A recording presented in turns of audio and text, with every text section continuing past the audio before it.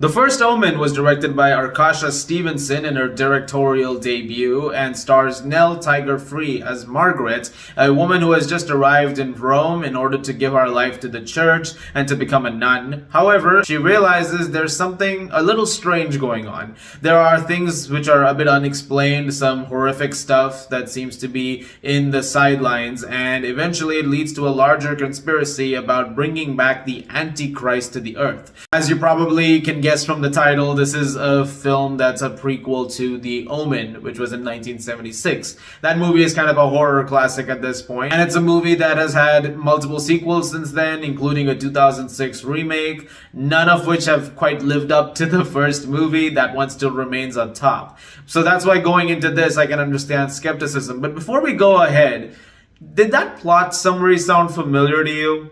A young woman shows up in Rome, in Italy, goes to church, weird stuff happening. You saw it 2 weeks ago. And the timing between Immaculate and this movie is genuinely bizarre. And it kind of reminds me of the time in 2013 when we had Olympus Has Fallen and then White House Down immediately pretty much after that.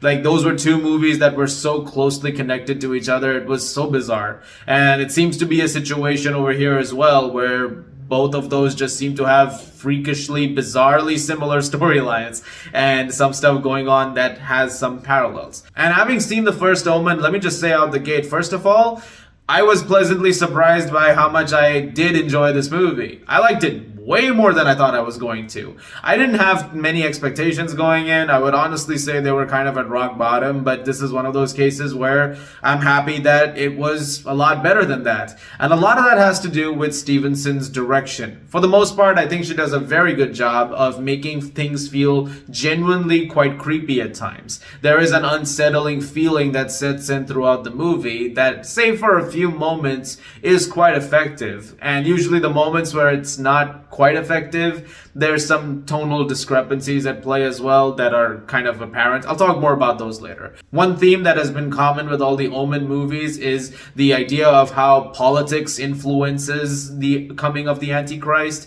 and how much it's rooted in that. And in this movie, there's a lot of stuff going on when it comes to the people on the streets rioting against church and state right now because there is a rejection of authority taking place, and it seems to be causing a lot of tensions. I feel like I'm spoiling things by saying the Antichrist comes back, but at the same time, I feel like that's not a spoiler. This entire movie is built as a prequel to that, and it makes a case for why it all happened in the first place.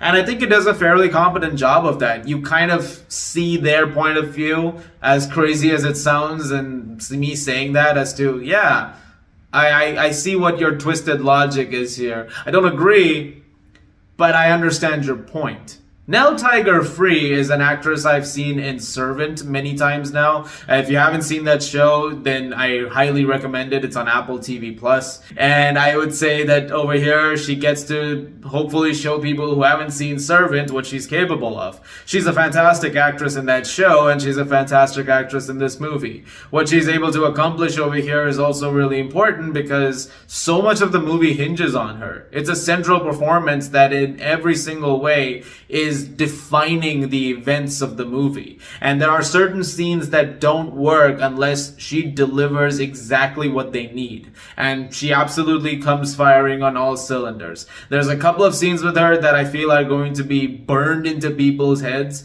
There's one in particular that's definitely going to stay with you long after the movie is over. And it's the one that's being described in some places as kind of a showstopper scene.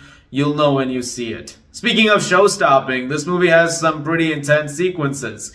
There are times in this where things get extremely gory and very violent. To my surprise, actually. There's one scene in particular that was incredibly disturbing, and I already know a few people who turned away during certain moments as well. Things got extremely messy, and it explains an article also about how apparently they had to fight to keep this movie rated R. It was very close to an NC-17, and I can guess which scene did it.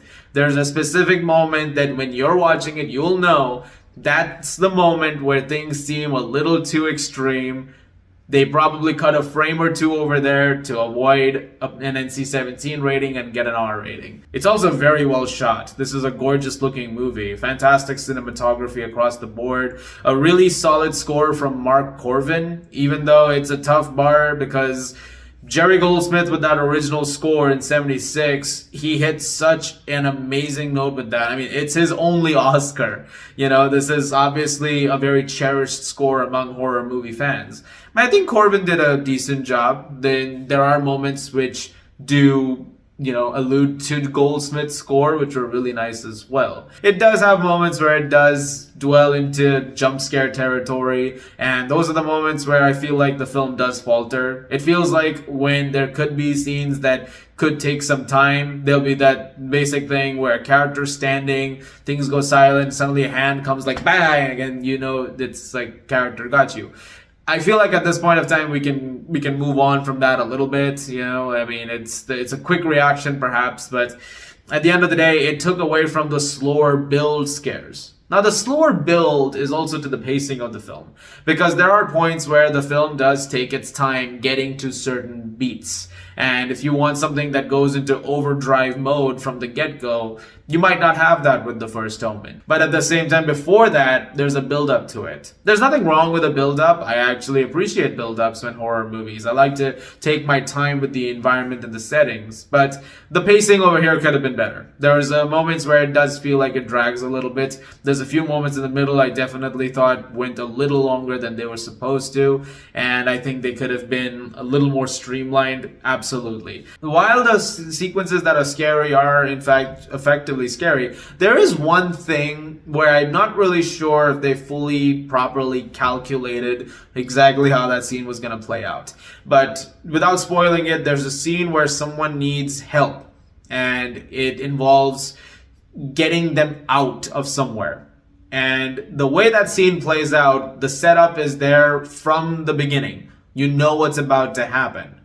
But the way it plays out, it's not quite as tonally correct, or at least it's not done in the way that I think that they were intending to pull that off. It happens a bit abrasively and slightly nonchalantly. That scene was a little bizarre to me. That all being said, overall, I really liked The First Omen. I thought it was a very good movie, and despite those flaws, I did think it was a lot better than I expected. I'm gonna give The First Omen a 7.5 out of 10. Guys, thank you very much for watching. Look forward to more videos very, very soon. As always, if you like this, please do subscribe, and I will see you guys in the movies.